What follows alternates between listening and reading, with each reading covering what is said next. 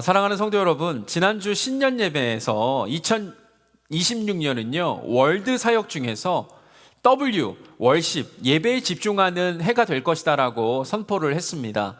그 자리에서 우리 모두는요, 예배가 삶을 이끌고 삶이 예배가 되게 하겠습니다. 함께 선언을 했어요. 오늘은 우리가 목소리 높여 외쳤던 그 선언을 구체적으로 묻고 있어요. 우리는 예배를 어떻게 준비하고 있는가를 묻고 있습니다. 우리는 예배를 위해 여러분 우리 마음을 준비하고 계십니까? 옷을 고를 때부터 교회를 가고 있는 차 안에 있을 때 그리고 지금 이 순간까지 여러분의 마음은 하나님을 예배하기 위한 준비가 되어 계십니까? 저는요, 참 귀한 분을 제 인생에서 만날 수가 있었어요. 우리나라에서 이 분을 모르는 사람은 아마 안 계실 것 같아요. 신앙과 삶에서 존경받는 분이시고 기독교 사업에서도 이분보다 더 뛰어난 성공을 거둔 사람을 제가 본 적이 없는 것 같아요. 제가 이분을 만나게 될 때 저도 모르게 준비가 달라지더라고요. 여러분 거울 앞에서 보면 앞으로 봐도 김성계, 옆으로 봐도 김성계, 뒤로 봐도 김성계잖아요. 그죠? 그런데도 제가 희한하게 이분을 만나기 전에 옷도 더 신경을 쓰고 있고 얼굴 표정도 제가 한번 살피게 되고 말도 조심하고 마음도 다잡고 있는 저를 보게 되었어요. 이처럼 우리는 중요한 사람을 만나면 우리가 할 수 있는 가장 최선을 다합니다. 여러분 그렇다면요, 우리는 살아계신 하나님을 만나는 예배를 어떤 마음과 어떤 마음 상태로 여러분 준비하고 계십니까? 오늘 말씀은요, 아주 분명하고 단호하게 저와 여러분들에게 권면합니다. 예배는 주일 행사로 끝나지 않습니다.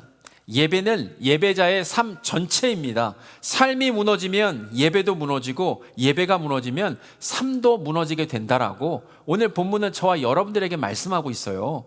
오늘 말씀을 통해서 예배가 우리 삶 가운데 무너지면 어떻게 되는지, 예배가 우리 삶에서 왜 중요한지에 대해서 구체적으로 한번 살펴보도록 하겠습니다. 첫 번째, 예배는요, 형식이 아니라 예배자의 상태입니다. 여러분, 예배의 일반적인 뜻은 뭐냐면 최상의 존재에게 표하는 경의입니다. 성경적으로 최상의 존재이신 하나님께 존경, 경의, 찬양, 영광을 드리는 것, 이것이 여러분 예배의 뜻입니다.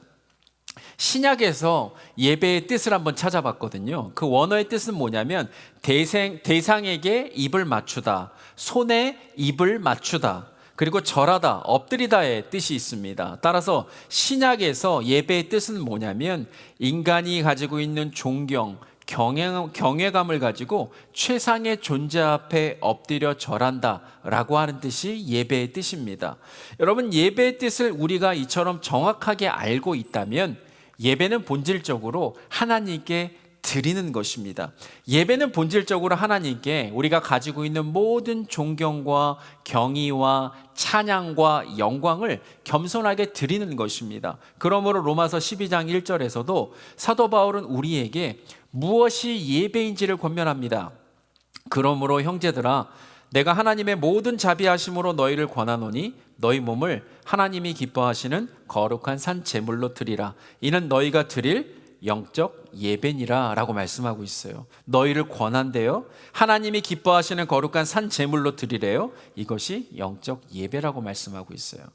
이렇듯 예배는 하나님께 드리는 것입니다. 지금 이 자리에 우리가 모인 이유가 예배하기 위해서 모였다면 우리 목적은 하나님으로부터 무엇을 얻으려고 모인 것이 아닙니다. 지금 이 자리에 우리가 예배하기 위해서 모였다면 우리 목적은 하나님께 나를 드리고 내 마음의 태도를 드리고 내 소유를 드리기 위해 여러분 이 자리 가운데 나온 것입니다. 우리가 예배자라면 우리가 하나님께 정말 나를 드리고 나의 태도를 드리고 내 소유를 드리기 위해 예배하러 왔다면 내가 지금 어떤 마음의 상태를 가지고 하나님 앞에 왔는지를 우리는 반드시 점검해 봐야만 합니다. 창세기 4장을 보면요, 가인과 아벨은 둘 다 하나님께 예배를 드렸습니다. 가인과 아벨 둘 다 제물을 가지고 왔습니다. 가인과 아벨 둘 다 하나님 앞에 섰습니다. 그러나 하나님은 아벨의 예배를 받으셨지만 가인의 예배는 받지 않으셨습니다. 여러분, 이유가 무엇입니까? 가인은 땅의 소산으로 제물을 삼아 여호와께 드렸다. 이것만 보면 잘 몰라요. 영어를 보면 이렇게 나와 있어요. Some of the fruit이에요. 여러분, 썸은 뭐냐면 그냥 여러 가지 열매가 있을 때 대충 잡아가지고 하는 걸 썸이라고 얘기해요. 이렇게 그냥 대충 하나 잡아가지고 주님께 드렸다라고 이렇게 기록되어 있는 거고요. 아벨은 양의 첫 새끼와 그 기름으로 드렸다라고 돼 있어요. 수없이 많은 가축들을 길렀겠지만 만약에 양을 처음 길렀다면 양을 통해 나온 그 첫 새끼를 어떻게 해요? 하나님께 올려드렸다라고 하는 거죠. 아벨이. 하나님께서는 아벨의 제사는 받으시고 가인의 제사는 받지 않으신 이유, 양이냐 과일이냐 종류의 문제가 아닙니다. 예배에서 가장 중요한 것은요, 무엇을 드렸는가 보다 어떻게 드렸는가가 더 중요합니다. 제가 온타리오에 있는 게이트웨이 신학교, 예전에는 골든게이트 신학교라고 불렸죠. 제가 도서관에 갔어요. 예수님 당시 동전들이 그 도서관에 전시되어 있는데 이 학교 교수님께서 저에게 목사님, 이게 과부의 두렙돈입니다 라고 보여주시더라고요. 여러분, 과부의 두렙돈이 어느 정도 크기인지 한번 보신 적이 있으세요? 이게 너무 작아가지고 새끼 발가락 그 발톱만큼 만한 그런 크기예요. 그러니까 너무 작은 새끼 발가락 발톱 정도 되는 과부의 두렙돈이 헌금통에 딸그락하고 떨어질 때 예수님은 그 작은 동전이 떨어지는 소리를 들으시고 이렇게 말씀하시죠. 이 가난한 과부는 연보함에 넣은 모든 사람보다 많이 넣었다. 사람들은 다 그 풍족함 중에서 넣었지만 이 과부는 그 가난한 중에서도 자기의 모든 소유, 곧 생활비 전부를 넣었다라고 말씀을 하세요. 여러분, 예수님은 과부의 돈 액수를 받으신 것이 아니고요, 과부가 삶의 전부를 들여 올려드린 예배를 받으셨습니다. 과부처럼 아벨은요, 주인 되시는 하나님께 가장 처음 태어난 양의 새끼를 올려드렸어요. 이 뜻이 뭐냐면 이 양의 주인도 하나님이시고 내 삶의 주인도 하나님이라고 하는 마음의 태도를 예배로 올려드린 것입니다. 그러나 가인의 마음 상태는 하나님께서 정말 나를 드리고, 하나님께 정말 나를 드리고 내 마음의 태도를 드리고 내 소유를 드리기 위한 그러한 예배가 아니었습니다. 마음에 있는 것이 여러분 행동으로 드러나는 것처럼 하나님은 가인의 마음의 중심에서 그냥 아무거나 쥐어서 하나님께 올려드리는 some of the fruit, 그냥 대충 잡아서 올려도 드려도 되는 그러한 존재일 뿐이었어요. 누구에게? 가인에게요. 가인이 하나님을 대하는 태도가 바로 그런 마음이었습니다. 대한민국의 국빈으로 방문하는 국가 원수에게는요, 그에 상응하는 선물을 준비합니다. 준비한 선물은 그 선물을 받는 사람에 대한 마음의 태도를 담고 있습니다. 겉보기에 화려하지만 이미 누군가 쓰다 버린 물건이나 적당하게 아무 물건이나 선물로 국빈에게 드린다면 그것은 선물을 받는 국빈에게 대한 무례이자 모욕이 될 것입니다. 동방에서 별을 보며 따라왔던 박사들은 예수 그리스도 하나님의 아들에게 엎드려 경배, 뜻이 뭐냐면 예배한 후에 보배함에 넣은 보물, 황금, 유향, 몰약을 예물로 올려드렸습니다. 우리가 만약 여러분 예배를 하나님께 드리면서 그저 우리의 남은 시간을 드리고 우리의 남은 힘을 드리고 우리의 남은 마음을 혹시라도 드린다면 그 예배는 하나님을 높이는 예배가 아니라 그냥 형식만 남은 종교 행위가 될 것입니다. 성경적으로 말하면 가인의 예배가 될 것입니다. 사랑하는 성도 여러분, 히브리서 11장 4절에 보니까 이렇게 기록되어 있어요. 믿음으로 아벨은 가인보다 더 나은 제사를 하나님께 드림으로 의로운 자라 하시는 증거를 얻었다라고 말씀하고 있어요. 그러니까 하나님은 우리가 아벨처럼 믿음을 드리고 우리 자신을 하나님께 예배로 드리기를 원하고 바라고 계십니다. 예배자로서 믿음을 드리고 삶을 헌신하는 예배를 우리가 드리지 않으면 예배를 드리면서 여러분 시기도 생기고 질투도 생기고 분노도 생기고 비교도 생기고요, 불평으로 예배를 망칠 수가 있어요. 여러분, 예배에 실패하면요 반드시 열매가 따라옵니다. 이건 제 말이 아닌데요, 창세기 4장 5절에 보면은요, 가인이 예배를 실패하고 어떤 일이 벌어졌냐면 창세기 4장 5절 가인이 몹시 분하여 안색이 변하니 라고 나와 있어요. 예배 직후에 안색이 변하면서 분노가 폭발하는 것, 여러분 결코 우연이 아닙니다. 은혜를 못 받아서가 아니라 온전한 믿음과 마음을 예배로 드리지 못했기 때문입니다. 하나님은 가인에게 경고하십니다. 창세기 4장 7절 죄가 문 앞에 엎드려 있느니라 너는 죄를 다스릴지니라 라고 하나님이 말씀하세요. 예배의 승패는 순서가 아니라 예배자의 마음 상태에 달려 있습니다. 예배의 승패는요, 예배 분위기가 아니라 내 안의 주인이 누구냐에 달려 있습니다. 바라기는 하나님을 향한 믿음과 하나님을 향한 마음을 예배로 하나님 아버지께 드리시는 모든 성도님들 되시기를 예수 그리스도 이름으로 축복합니다. 두 번째, 예배에 실패하면요, 세상에 무방비로 노출됩니다. 여러분, 예배에 실패한다는 것은요, 주일 예배에 빠졌다가 아니라 하나님의 임재에서 점점점 멀어져 간다라고 하는 뜻이 돼요.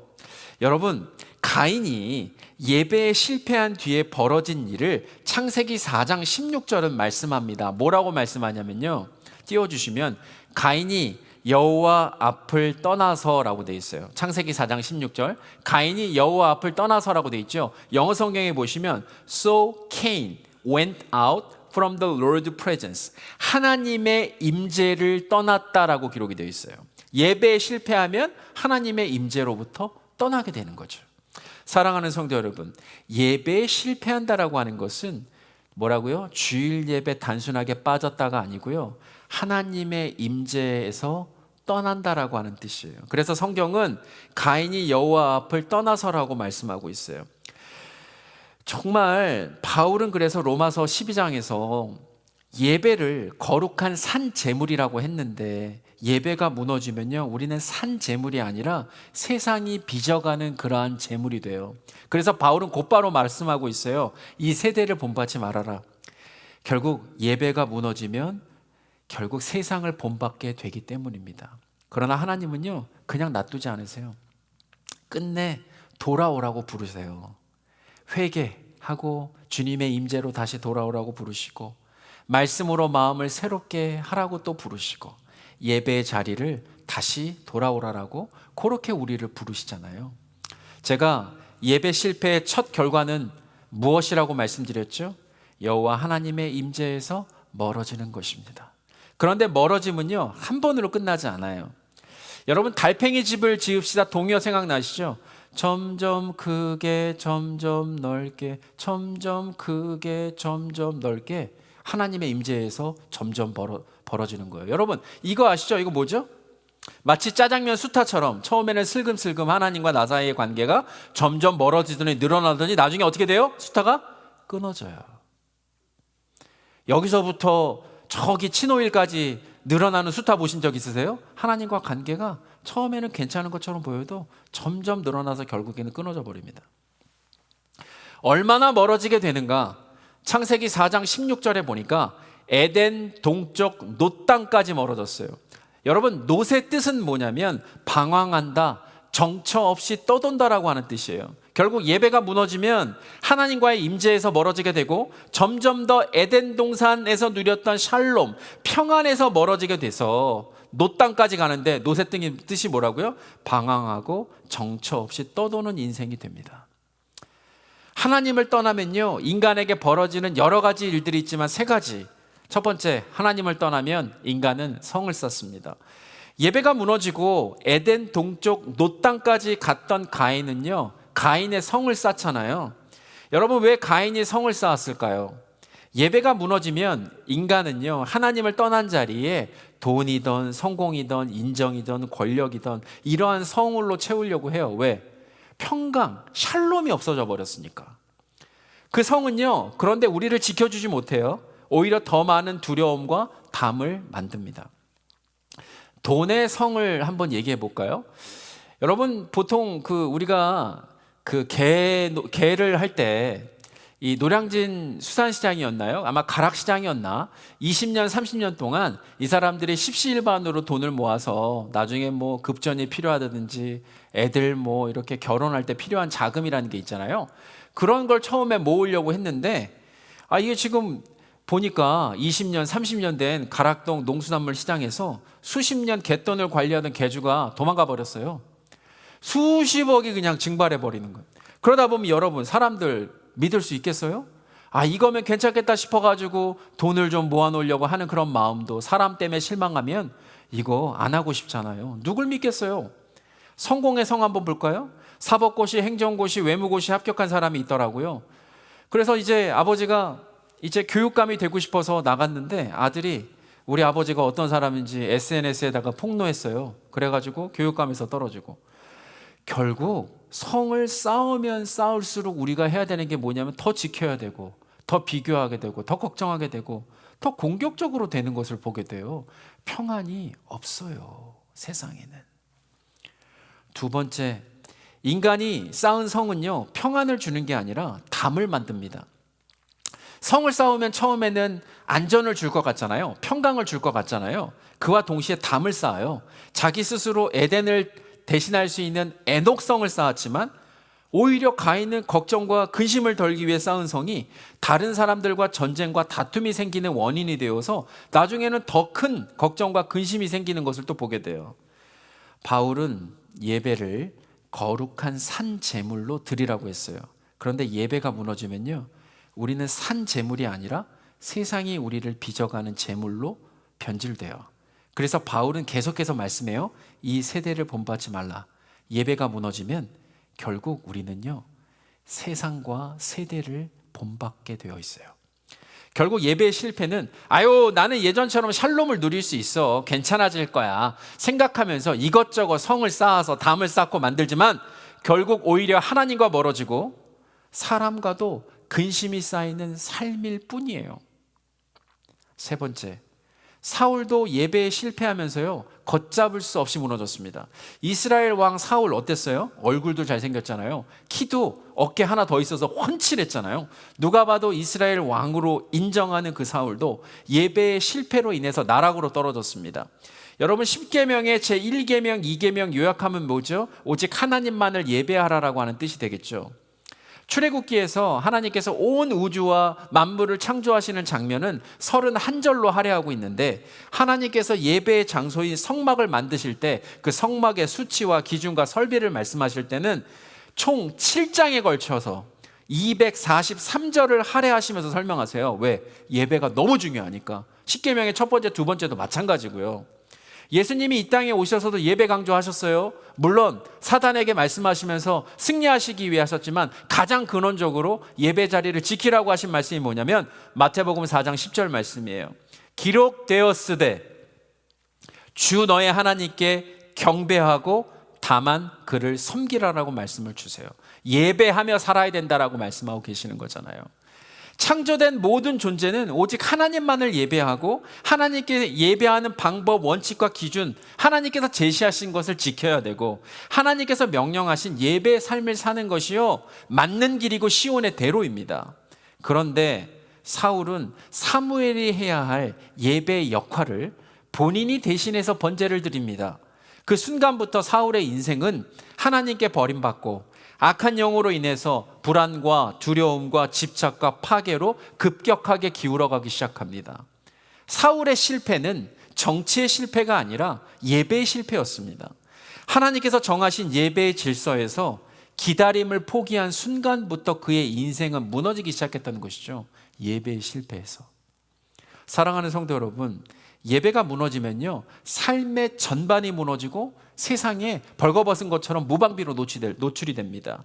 예배는 단지 하나님께 드리는 행위가 아니라 하나님 안에 머무는 자리입니다. 예배가 무너지면 인간은 아버지의 집을 떠납니다. 창세기가 그랬잖아요. 탕자도 그랬습니다.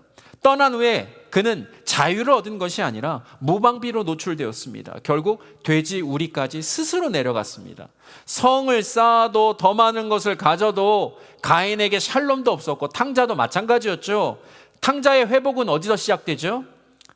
이에 스스로 돌이켜에서부터 시작돼요. 이에 스스로 돌이켜. 예배의 회복도 똑같습니다. 스스로 돌이켜 돌아오면 하나님의 임재가 회복됩니다. 예배가 무너질 때 하나님은 세상에서 야, 성을 더 높이 쌓아라, 담을 쌓아라 라고 말씀하지 않으십니다. 돌아오라라고 말씀하십니다. 회개의 원어의 뜻, 슈브, 돌아오다라고 하는 뜻이에요. 회개의 원어적 뜻은. 돌아오는 길은 짧게 말씀드릴게요. 세 가지 길이에요. 첫째, 회개를 통해 하나님의 임재의 자리로 다시 돌아오면 돼요. 아니, 탕자가 돌아올 때 아버지는 버선발로 뛰어오셔가지고 입을 맞춰주시고 가락지 빼어주시고 이제 네가 나의 상속자다라고 말씀해 주시잖아요. 그토록 하나님은 그 잃어버린 한 영혼을 기다리고 계시지 않습니까? 두 번째, 말씀으로 생각을 새롭게 하는 것. 새로운 마음이 딱 들어왔을 때 우리의 행동은 변하잖아요. 이제는 주님 뜻대로 살겠노라 하면 저는 미쁘고 의로우사 우리가 회개하는 모든 것들 용서해 주십니다. 세 번째, 예배의 자리로 돌아오면 됩니다, 여러분. 슈브, 히브리 말로 회개의 뜻은 돌아오다라고 하는 뜻이에요. 바라기는 회개, 말씀, 예배 자리를 통해서 우리 삶을 다시 한번 재정렬하시는 모든 성도님들 되시기를 예수 그리스도 이름으로 축복합니다. 세 번째, 예배는 한 시간을 그냥 드리는 것이 아니라 우리의 정체성, 예배 드리는 것이 바로 나의 모습이고 예배자로 하나님 앞에 서 있는 게 그게 바로 우리의 모습입니다. 여러분이 생각하실 때 우리는 어떻게 하면 2026년 한 해 동안 예배자로 살 수 있을까 생각해 보셨습니까? 로마서 12장 1절 2절 답이 있어요.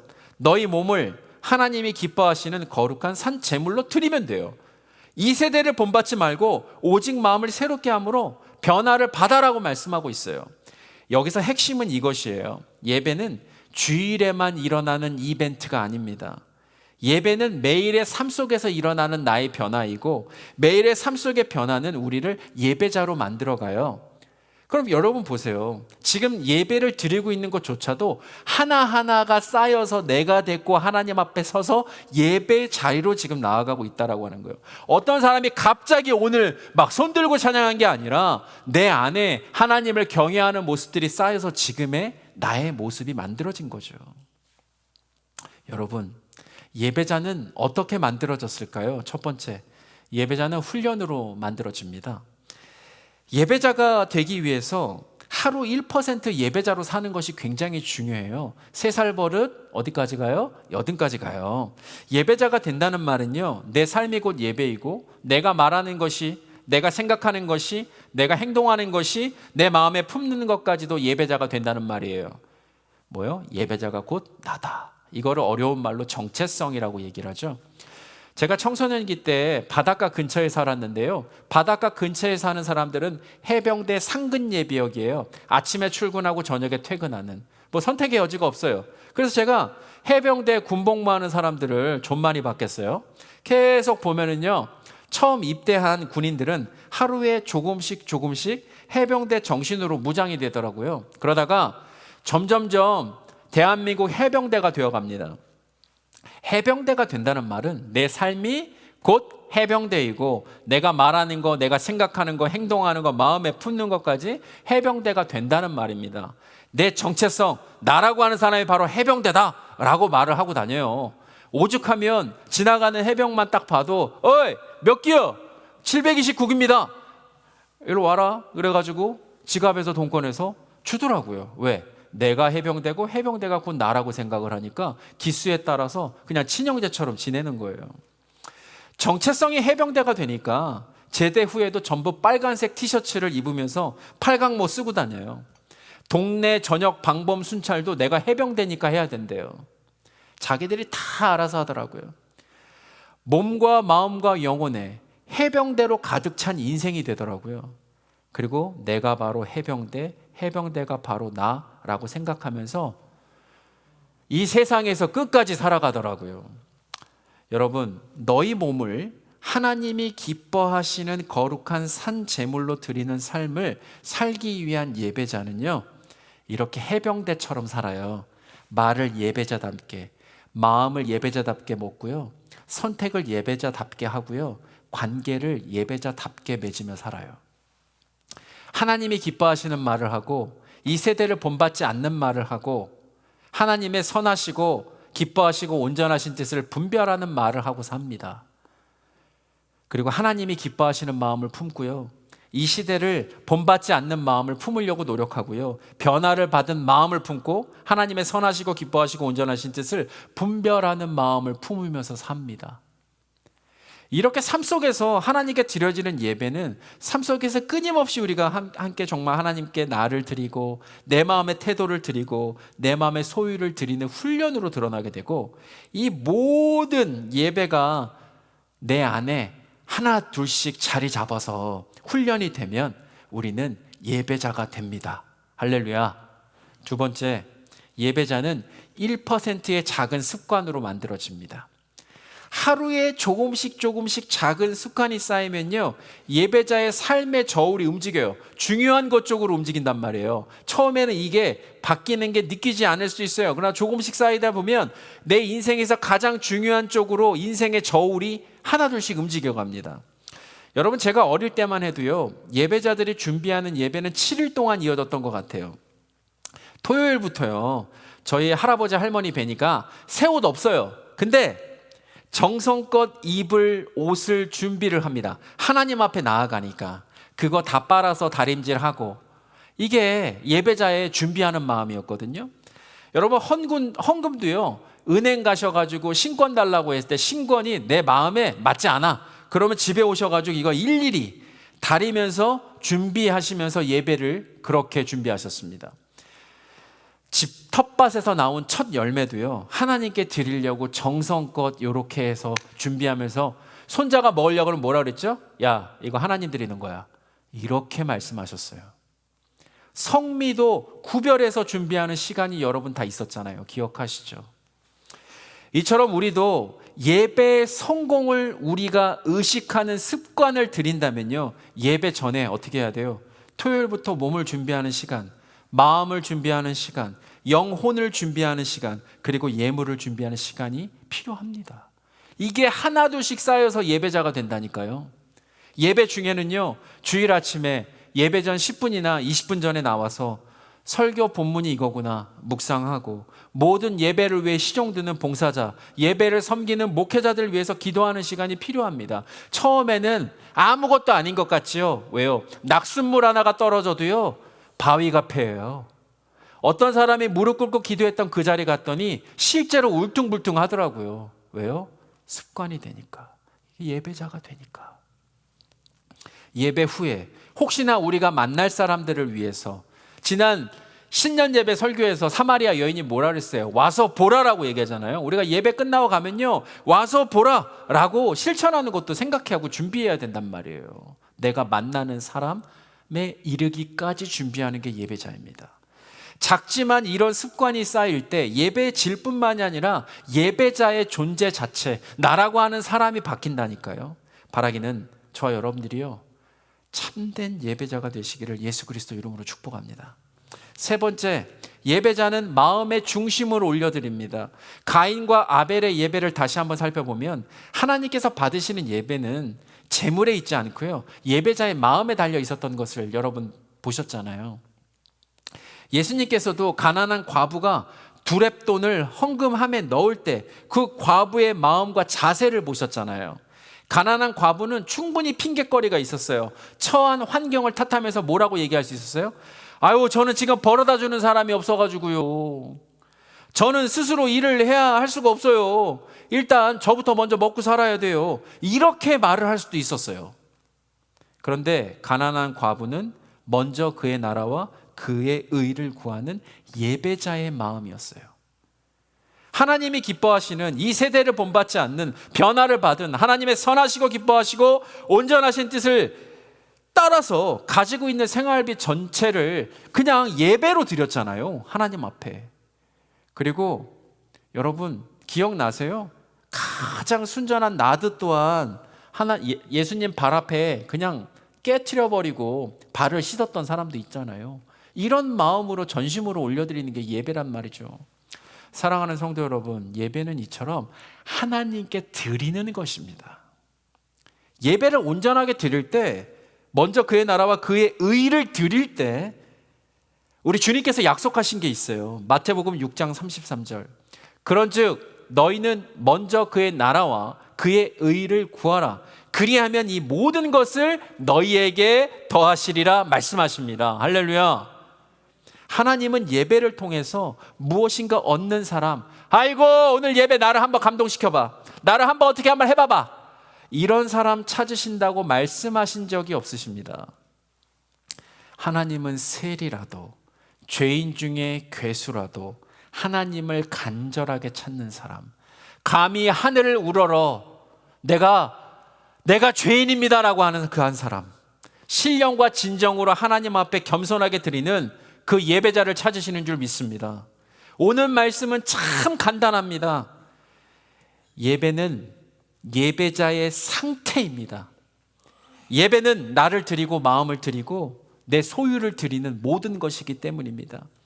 예배가 무너지면 삶은 무방비로 노출됩니다. 예배에 성공해야 됩니다. 예배에 실패하면, 하나님의 임재를 떠나면 우리는 또다시 성 쌓고 담 쌓다가 끝납니다. 예배는 우리의 정체성, 바로 나입니다. 훈련으로 내 삶이 곧 예배, 말, 행동, 생각이 되게끔 하는 것이 주님이 찾으시는 그 한 사람의 예배자입니다. 여러분, 예배 한번 잘 드렸을 뿐인데 우리를 예배자로 빚어가시는 주님을 체험하시기 바랍니다.